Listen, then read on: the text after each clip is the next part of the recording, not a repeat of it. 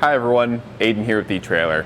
Today we're going to be taking a look at our Inno Rooftop Box 320 on the top of our 2015 Toyota 4Runner. Now a roof box is going to be a great way to get some extra stuff with you on your trip so you don't have to carry it in your vehicle. In particular, this kind of roof box where it's a bit lower and longer is going to lend itself pretty well to things like skis and snowboards. I will say this one's quite a bit shorter than most other rooftop boxes I've worked with, and maybe not as long, so you are going to be a little bit limited on the length of skis that you can put in there. Some internal dimensions to keep in mind are going to be 66 1/8 of an inch front to back, 26 inches side to side, and 9 inches from bottom to top. That's the interior usable space, so just do keep that in mind when you are loading it up. In total, it'll bring it to about 9 cubic feet of storage space. But with that, you're getting a really low profile box that fits quite well on top of the 4Runner.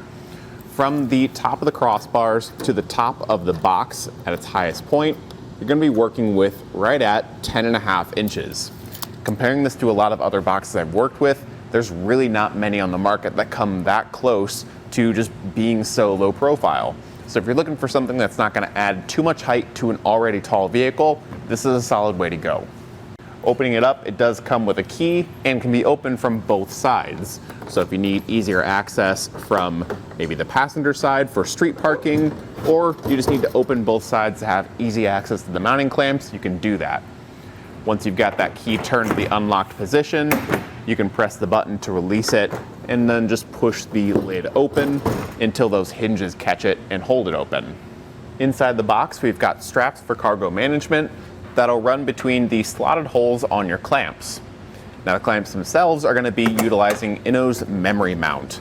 This is a personal favorite of mine because it's tool-free and very easy to do. Once you've got the proper tension set, it's just a matter of throwing that latch. The jaws will close around your crossbars and be the correct tension for your roof rack.